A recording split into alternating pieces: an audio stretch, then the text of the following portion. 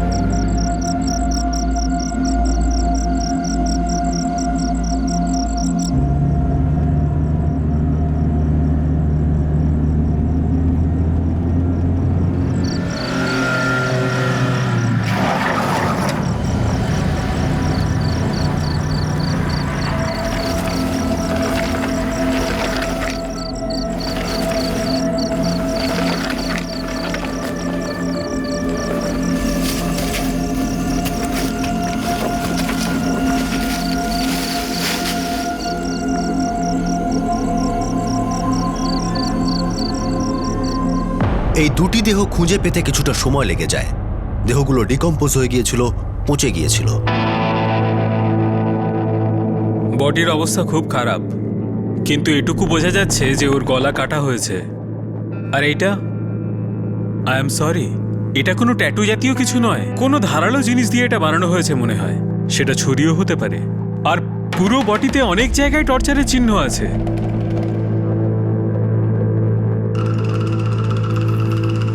এই দেখুন। এটা তো ট্যাটু মনে হচ্ছে না। না, এটা ট্যাটু নয়। মনে হয় এর গলা কাটার আগে এর উপর টর্চার করা হয়েছিল।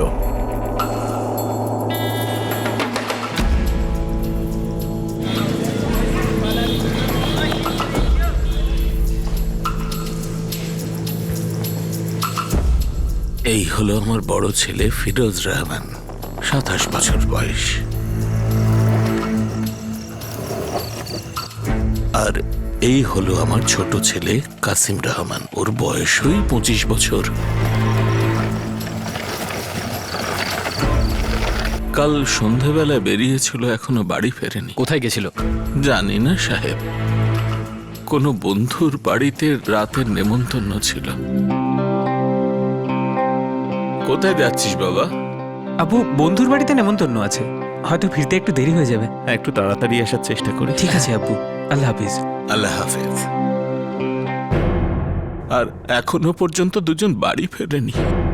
ঠিক আছে, আমরা সবকটা পুলিশ স্টেশনে এই ছবিটা পাঠিয়ে দিচ্ছি। এতে একটু টাইম লাগবে। সাহেব একটু তাড়াতাড়ি দেখবেন।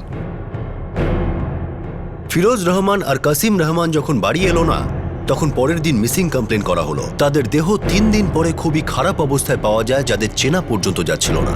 দুটি শবদেহেই যন্ত্রণা দেবার প্রচুর চিহ্ন ছিল। ধারালো কোনো অস্ত্র দিয়ে তাদের হাতে ক্ষমা প্রার্থনা করার কথা লেখা হয়েছিল, আই এম সরি। কারা সেই লোক, আর তারা এদের খুন কেন করেছিল, এসব প্রশ্নের উত্তর পাওয়া যাচ্ছিল না।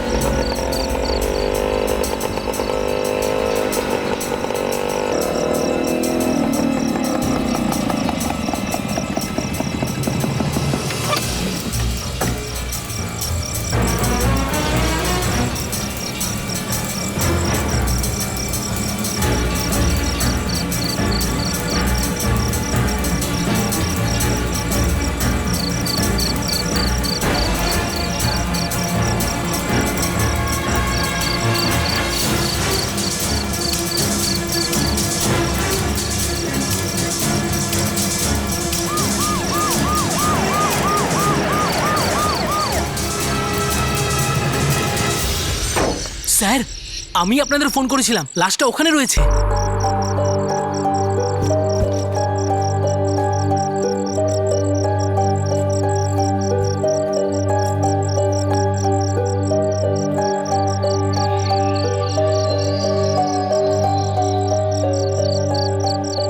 আগে স্যার আমি অত জোর দিয়ে বলতে পারবো না, কিন্তু গাড়িটা ওখানে এসেই দাঁড়িয়েছিল।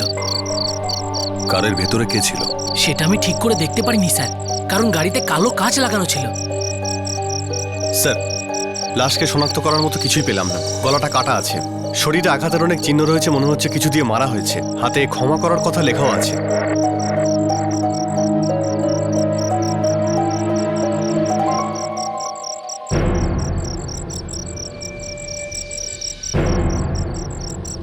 I am sorry. 25 থেকে 30 বছরের মধ্যে বয়স হবে। এর গলা কাটা হয়েছে। আর এটা? এটা জোর করে লেখা হয়েছে। মনে হচ্ছে খুব অত্যাচার করা হয়েছে একে।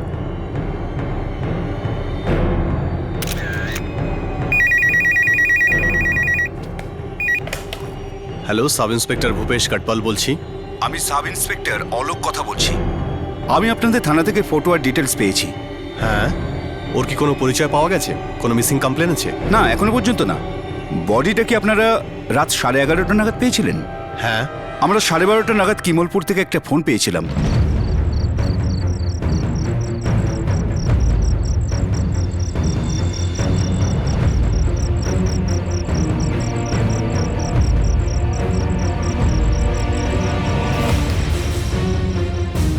আমার মনে হচ্ছে এই দুটো ঘটনার মধ্যে কোনো মিল আছে, কারণ দুটো মার্ডারই প্রায় একই রকম।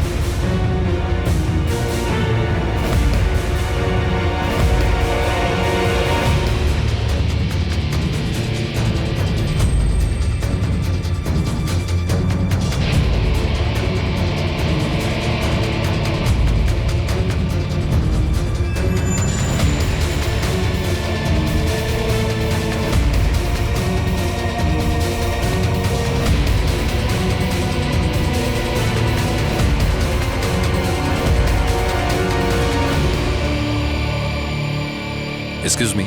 ইয়েস ইন্সপেক্টর, দুজনের মধ্যে খুব মিল আছে। দুজনকেই মারার আগে খুব টর্চার করা হয়েছে। দুজনের হাতেই বাঁধার চিহ্ন রয়েছে। দুজনের হাতে আই অ্যাম সরি লেখা আছে। আর দুজনেরই মৃত্যু সন্ধে 6টা থেকে 8টার মধ্যে হয়েছে। কোনো পাগল মানে কোনো সাইকোর কাজ হতে পারে।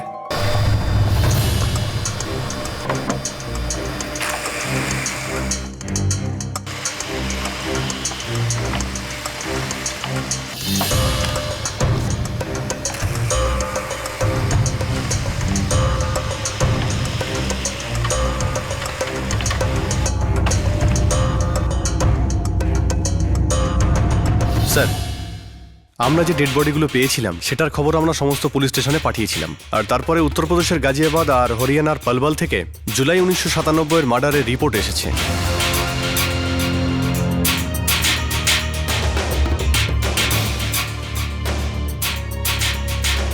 হাতের মধ্যে কোনো শার্প অবজেক্ট, ছুরি বা চাকু দিয়ে লেখা রয়েছে আই এম সরি।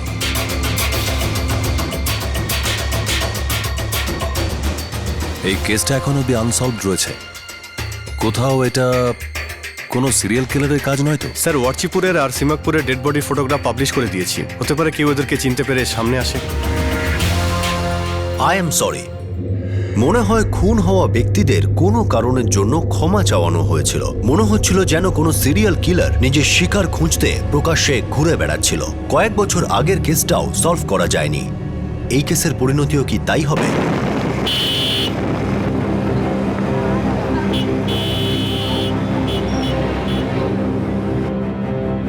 এরা আমাদের ভাইপো সুভাষ আর নিশান্ত।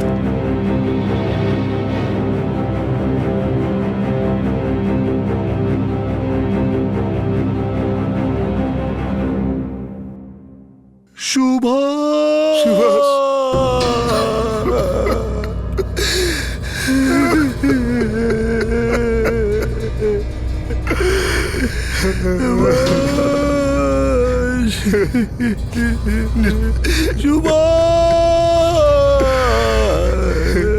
স্যার এটা সুভাষ আর এটা নিশান্ত, দুজনেই আমাদের ভাইপো।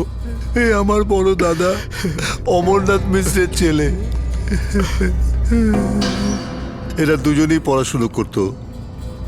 সুভাষ ইউপিসি পড়তো আর নিশান্ত এমবিএ করছিল। এই এখানে গোবিন্দনগরে ভাড়া থাকতো। আমরা মধ্যপ্রদেশে থাকি, এদের বাবা অমরনাথ ওখানেই থাকেন। এরা তিনজনই এখানে পড়াশোনা করতে এসেছিল। তিনজন? এই তৃতীয় ছেলেটিকে? আগে অঙ্কুশ মিশ্র। অঙ্কুশ সিএ করছিল, অডিটের ট্রেনিং এর জন্য মধ্যপ্রদেশ গিয়েছিল। দুজনেরই হাতে লেখা রয়েছে আই এম সরি। পুরোপুরি মিল রয়েছে 1 বছরের পুরনো একটা কেস যেটা এর সঙ্গে মিলছে। তাদের হাতেও লেখা ছিল আই এম সরি। হতে পারে দুটোর মধ্যে কোনো সম্পর্ক আছে? আমরা তো কিছু জানি না স্যার। আমি নজিরপুর থাকি আর জগন আজাদপুর। মাসে 2-1 বার দেখা করার জন্যে গোবিন্দনগর যাওয়া আসা করি, বাস। যখন শেষবার দেখা হয়েছিল তখন সব ঠিক ছিল? আমার তো সবকিছু ঠিকই লেগেছিল স্যার। পেপারের মাধ্যমে এদের মৃত্যুর খবর পেতে আপনাদের 2 দিন লেগে গেল? আমি তো এখনো কিছু জানতেই পারতাম না স্যার। ওদের বন্ধু হর্ষদের ফোন এলো তো জানতে পারলাম। কাকাবাবু, কাল আমি ওদের বাড়িতে অনেকবার গিয়েছিলাম, কিন্তু দরজায় তালা লাগানো ছিল। কিন্তু আজকে নিউজ পেপারে পড়লাম। কোন নিউজ পেপারে? আমি সঙ্গে সঙ্গে জগনকে ফোন করি আর আমরা সঙ্গে সঙ্গে সুভাষ আর নিশান্তের বাড়ি চলে যাই। দাদা, আমি তো ভাবতেই পারছি না এত বড় একটা ঘটনা হয়ে গেল।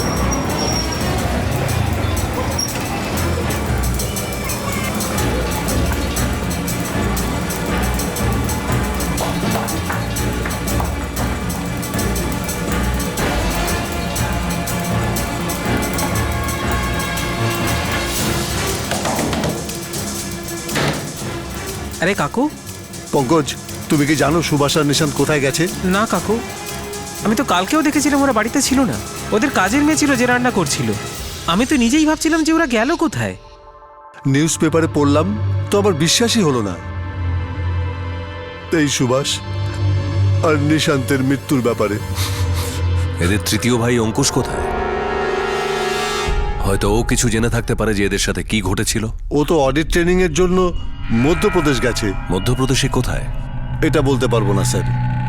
হয়তো নিশান্ত আর সুভাষ জানতো। ও মার্চেই চলে গেছে। তারপর থেকে ওর সাথে আমার কোনো কথা হয়নি।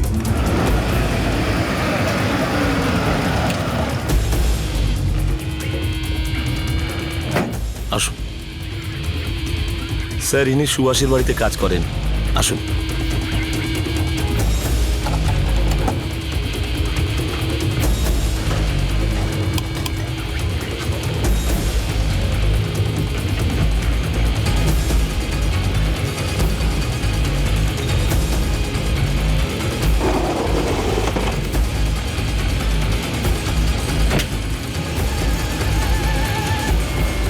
না স্যার, নিশান্ত বা সুভাষ ওদের দুজনের মধ্যে কেউই আমাকে এরকম কিছু বলেনি যে ওরা কারোর থেকে ভয় পাচ্ছে।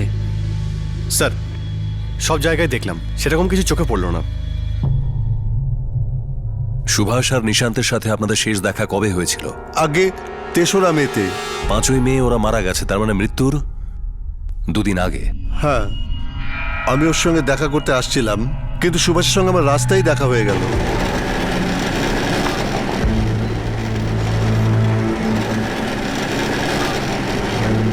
কেমন আছো সুভাষ?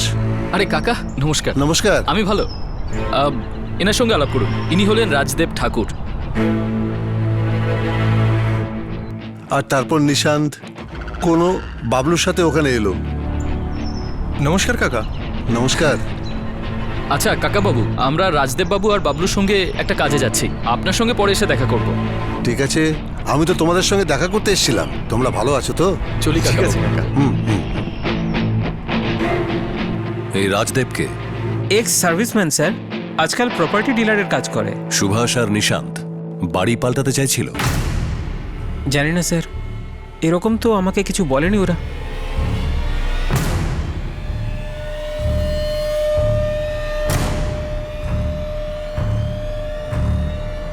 রাজদেব ঠাকুর, যাকে সুভাষ আর নিশান্তের সঙ্গে দেখা গিয়েছিল, যার সঙ্গে বাবলু নামের এক ব্যক্তিও ছিল, ওনার সঙ্গে সুভাষ আর নিশান্তের কিসের প্রয়োজন ছিল? উনি কি এই দুজনের খুনের ব্যাপারে কিছু জানতেন?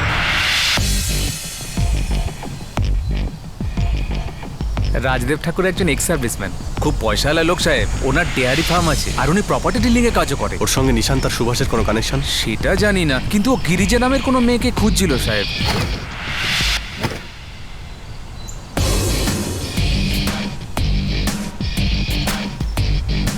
খুঁজছে মানে? গোবিন্দনগর পুলিশ স্টেশনে ও একটা মিসিং কমপ্লেন ফাইল করেছিল।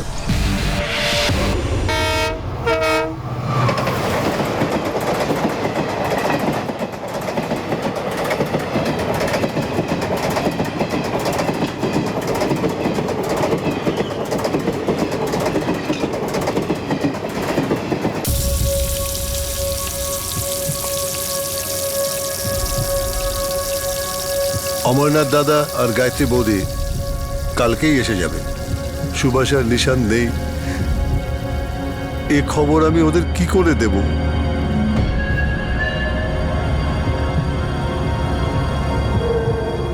স্যার, সুভাষ আর নিশান্ত কোনো নতুন বাড়ি খুঁজছিল না। তাহলে প্রপার্টি ডিলার রাজদেবের সঙ্গে এদের কিসের সম্পর্ক? আর স্যার, এই রাজদেব যে গিরিজাকে খুঁজছে সেটা এ।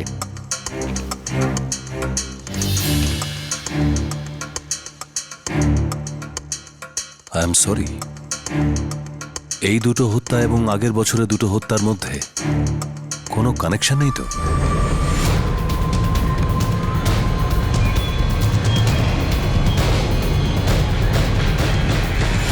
বডির অবস্থা খুবই খারাপ ছিল, শুধু এটা বোঝা যাচ্ছিল যে ওর গলা কাটা হয়েছে, আর ওর হাতে লেখা ছিল আই এম সরি। ও একটা মুসলিম ছেলে ছিল। কয়েকদিন আগে গাজিয়াবাদ পুলিশে দুটো বডি পেয়েছে, মৃত্যু একইভাবে হয়েছে, আর ভিকটিমের হাতে লেখা ছিল আই এম সরি। হ্যাঁ, আমার কাছে খবর আছে। গাজিয়াবাদ ইন্সপেক্টর দিলীপের সঙ্গে আমার কথা হয়েছে। ওই বডিরও খুব বাজে অবস্থা ছিল। ও একটা মুসলিম ছেলে ছিল। আমরা সব জায়গায় মিসিং কমপ্লেন করেছিলাম। যখন কোথা থেকেও কোনো খবর পাওয়া গেল না, তখন একটা বডি আমরা এখানে কবর দিয়েছিলাম, আর অন্য বডিটা গাজিয়াবাদে পাঠিয়ে দিয়েছিলাম। কোনো জায়গা থেকে কোনো রকম মিসিং কমপ্লেন পাওয়া যায়নি আগে না। Delhi police station? আমার মনে নেই, তবে এমন হতে পারে যে আমরা কোনো কমপ্লেন মিস করেছি। ভূপেশ, 97-এর 20 থেকে 30 জুলাইয়ের মধ্যে যতগুলো মিসিং কমপ্লেন্ট আছে সব কটার উপর আবার নজর দাও। এফআইআর অনুযায়ী দুজনেই ইয়াং ছেলে ছিল। সিরিয়াল কিলিং এর মামলা হতে পারে, কিন্তু সব থেকে আশ্চর্যের বিষয় যে ওরা সবাই ইয়াং ছেলে ছিল যাদের হত্যা হয়েছে। তাহলে ব্যাপারটা কি দাঁড়ালো? স্যার, সুভাষ আর নিশান্তের সঙ্গে কারো সম্পর্ক খারাপ ছিল না, আর ওদের কাছের ছিল ওদের ভাই অঙ্কুশ। অঙ্কুশের সাথে কথা বলার চেষ্টা করো। নিশান্ত বাবা,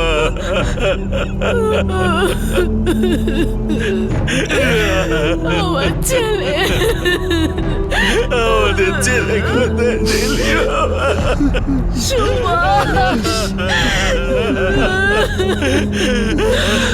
বাবা।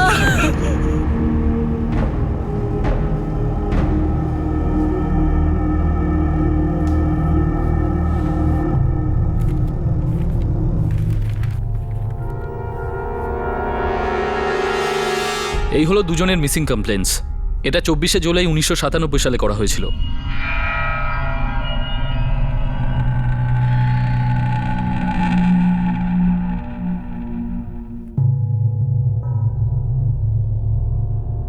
দুজন ভাই আর মুসলমান, মানে এরা দুজন ওরা নয় তো যাদের বডি 1 বছর আগে হরিয়ানার পালওয়াল আর ইউপির গাজিয়াবাদে পাওয়া গেছিল? আর স্যার, এই দুটো কেস এখনো আনসলভড।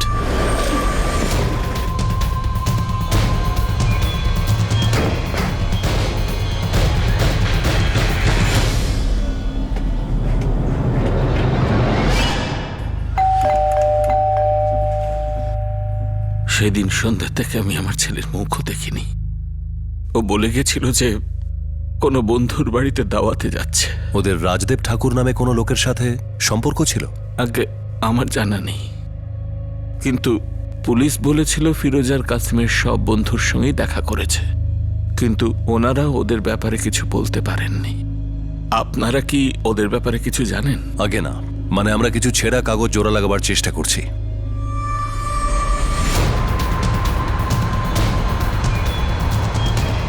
স্যার, রাজদেব ঠাকুর এখন গোবিন্দনগরে।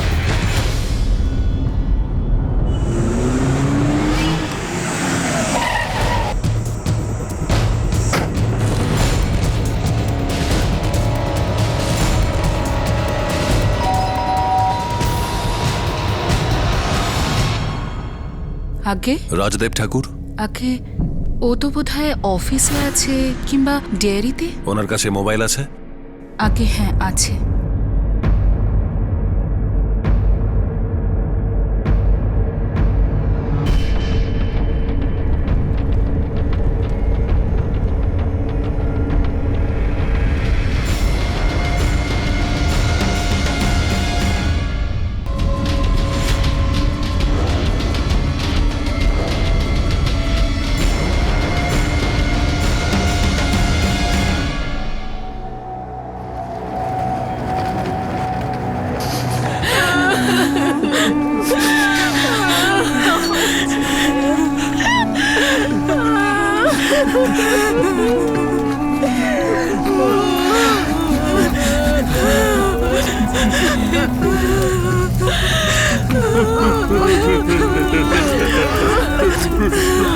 স্যার, রাজদেব ঠাকুর এক্ষুনি এখানে এসে পৌঁছাচ্ছে, কিন্তু নিশান্ত আর সুভাষের ছোট ভাই অঙ্কুশ মিশ্রর ব্যাপারে পুরো পরিবারের কেউই কিছু বলতে পারছে না।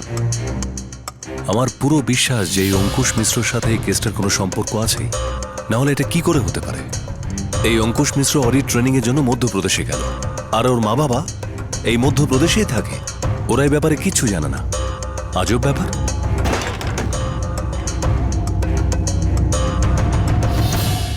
আমি রাজদেব ঠাকুর।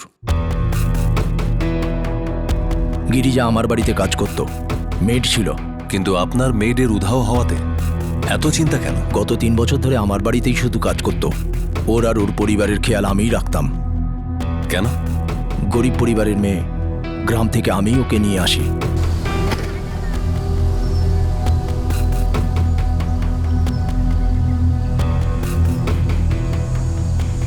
এই মেয়েটা কে? সাহেব, ওর নাম গিরিজা। ওর বাবা আপনার ক্ষেতে কাজ করত, যেটা আপনি বিক্রি করে দিয়েছেন।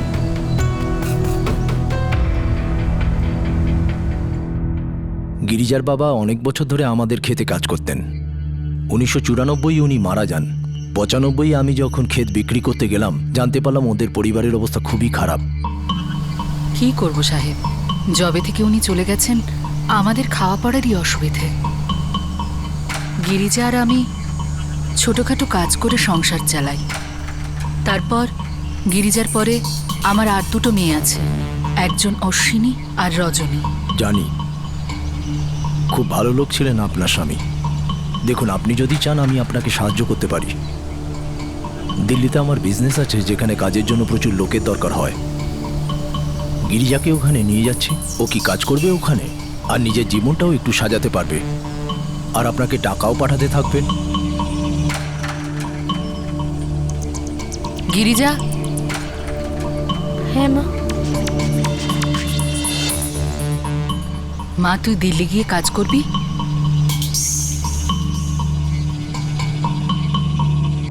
গিরিজা আর ওর পরিবারের খেয়াল আমিই রাখতাম। স্বাভাবিক, একটা দায়িত্ববোধ তো হবেই। সুভাষ আর নিশান্তের সাথে আপনার কি সম্পর্ক? কি? সুভাষ আর নিশান্ত? সুভাষ আর নিশান্তের এর সাথে কি সম্পর্ক আমি বুঝতে পারলাম না। মানে 143 নম্বর বাড়িতে থাকা সুভাষ আর নিশান্ত শেষবার আপনার আর বাবলুর সাথে দেখা গেছে। If I am not wrong, Bablu আপনার ড্রাইভার? আচ্ছা, ওই দুটো ছেলের সস্তায় ঘর দরকার ছিল, ভাড়ায়। আপনি এক্স সার্ভিসম্যান, তাই না? হ্যাঁ। আপনার একটা ডেয়ারি ফার্ম আছে? হ্যাঁ। ভাড়ায় বাড়ি নেওয়ার জন্য যারা আসে, আপনি তাদেরকে পার্সোনালি অ্যাটেন্ড করেন নাকি? কখনো কখনো পার্সোনালি অ্যাটেন্ড করি। কেন? এটা করা কি ক্রাইম? না, এমনি জিজ্ঞাসা করছি। আপনি এসব কেন করবেন? আমি এরকমই করেছিলাম। আমার মনে হয় আমি কিছু ভুল করিনি। আর কোনো প্রশ্ন? না, এখনকার মতো এটুকুই। কিন্তু যদি দরকার পড়ে তাহলে দ্বিতীয়বার দেখা হবে। Thank you.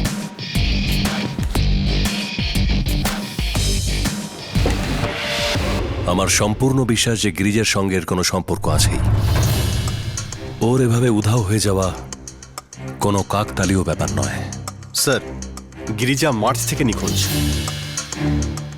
আর মার্চ থেকেই সুভাষ আর নিশান্তের ছোট ভাই অঙ্কুশ কোথায় চলে গেছে, আর তারপর থেকে ওর কোনো খবরই নেই। এটা এমন একটা ঘটনা যেখানে অন্য ঘটনাগুলো একসাথে অটোমেটিক্যালি জুড়তে থাকবে। সবচেয়ে আগে আমাদের অঙ্কুশ মিশ্র আর গিরিজাকে খোঁজ করতে হবে। হয়তো এটা একটা আন্দাজ ছিল, হয়তো এটা একটা অন্ধকারে তীর ছোড়া ছিল, কিন্তু এখন এটাই একমাত্র চাবি ছিল যা দিয়ে এই রহস্যের সিন্ধুক খুলবে বলে মনে হচ্ছিল। সত্যি কি এই অপরাধের সত্যতা সামনে আসবে?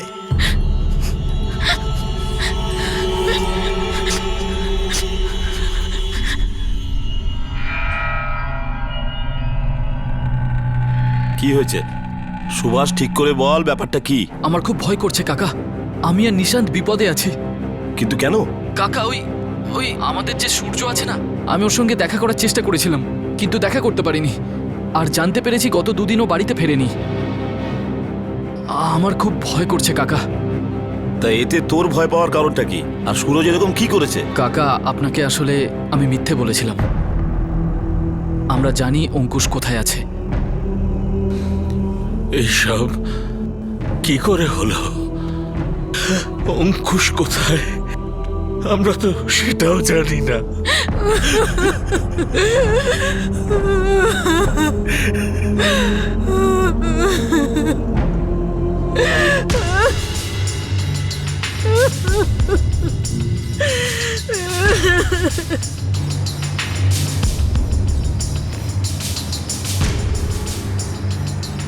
তার মানে আপনি বলছেন যে সুভাষ আর নিশান্তের প্রাণের ঝুঁকি ছিল?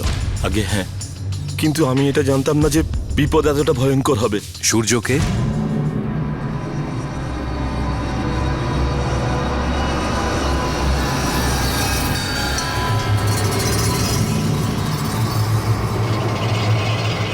অঙ্কুশের খুব প্রিয় বন্ধু ছিল। এখন কোথায় আছে? এখন কোথায় সেটা আমি জানি না, কিন্তু 1 মাস ধরে ওর নিখোঁজ ছিল আর ওর ঘরে তালা লাগানো।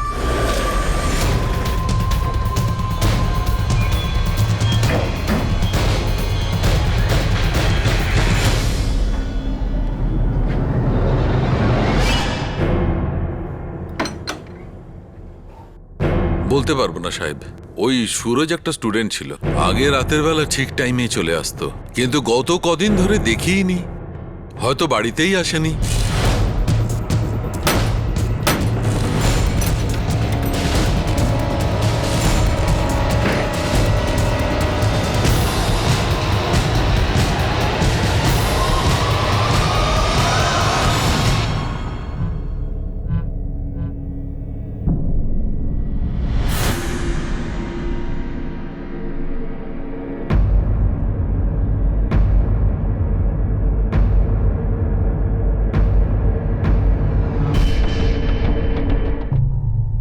তার মানে আপনি বলছেন যে সুভাষ আর নিশান্ত খুব ভয় পেয়ে গিয়েছিল? মানে কোন বিষয়টা নিয়ে এত ভীত ছিল ওরা? স্যার ওরা এই জন্য ভয় পাচ্ছিল কেননা ওদের মনে হচ্ছিল সুরজের সাথে কিছু একটা হয়ে গেছে। ওদের মনে হয়েছিল সুরজকে মেরে ফেলা হয়েছে।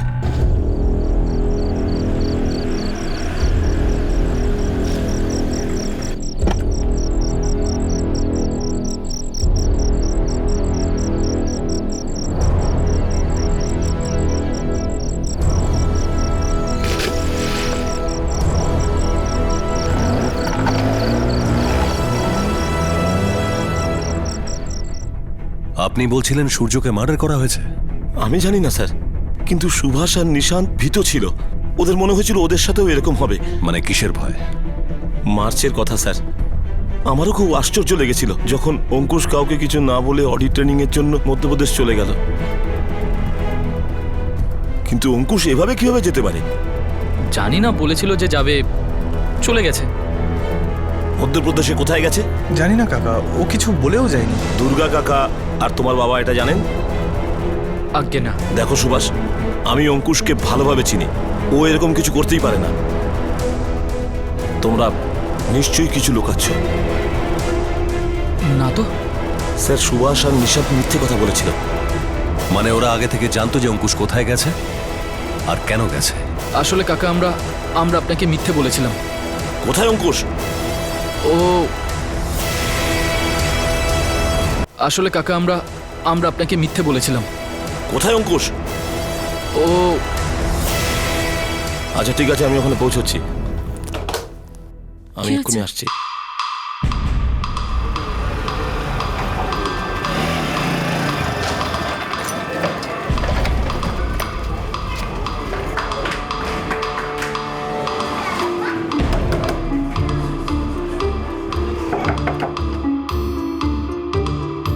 আসলে কাকা, ওই অঙ্কুশ কোনো ট্রেনিংয়ের জন্য যায়নি, বরং মধ্যপ্রদেশে পালিয়ে গেছে।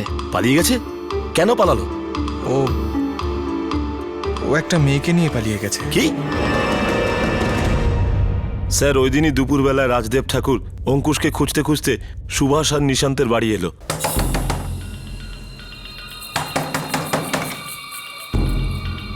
অঙ্কুশ কোথায়?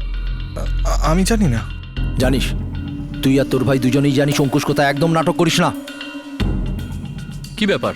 আমি জানি অঙ্কুশ ভোপালে আছে, শেষ সুযোগ দিচ্ছি। দেখ, বলে দে ও ভোপালে কোথায় আছে। আমরা জানি না যে ও কোথায় আছে। হ্যাঁ, মানে আমরা জানি না যে ও কোথায় আছে। রাজদেব জেনে গেছে যে অঙ্কুশ ভোপালে আছে, আর এই কথাটা আমরা ছাড়া শুধু সূর্য জানতো যে অঙ্কুশ কোথায়। আর সূর্যও গায়েব, ও বাড়িতেও নেই, কাল থেকে বাড়ি ফেরেইনি ও। বলছি কাকা, রাজদেব আসলে খুবই ভয়ঙ্কর একটা লোক। অঙ্কুশ কি গিরিজার সাথে পালিয়ে গিয়েছিল? হ্যাঁ, আমাদের কাছে দুটো কমপ্লেন লজ হয়েছে, যার একটাতে গিরিজার নাম আছে, যে রাজদেব ঠাকুরের কাছে কাজ করত। আর এই কমপ্লেনটার ব্যাপারে? প্রথম কমপ্লেন জুন 1996-এর। রাজদেব ঠাকুরের ঘরে চুরি হয়েছিল। গিরিজা পালিয়ে গিয়েছিল, কিন্তু রাজদেব ঠাকুর ওকে ধরে আনে। দ্বিতীয় কমপ্লেনটা রেপের, জুলাই 1996-এর। রাজদেব ঠাকুরের উপর গিরিজা অভিযোগ আনে। আর আপনি কমপ্লেনের কপিটা আমাকে পাঠাবেন? স্যার, আমি তো এটা জানি না যে অঙ্কুশ গিরিজার সাথে পালিয়েছে কিনা। হ্যাঁ, সুভাষ কিন্তু এটা আমাকে বলেছে যে রাজদেব ঠাকুর ওরা নিশান্তের পিছনে পড়ে আছে। স্যার,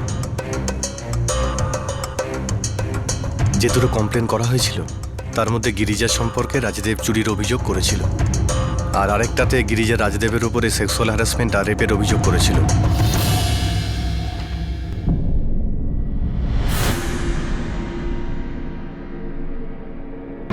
এই কথাটা ঠিক যে রাজদেব ঠাকুর মিথ্যে বলছে।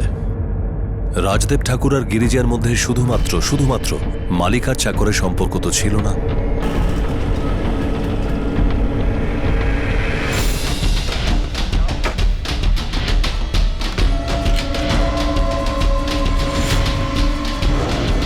সাহেব, এই গিরিজা মায়ের কাছে যায়নি, মানে অঙ্কুশের সাথে ভোপালে গেছে। ভোপালে কোনো চেনা জানা লোক নিশ্চয়ই আছে। টাকার চিন্তা করিস না, যে কোনো মূল্যে গিরিজাকে খুঁজে বের করতেই হবে।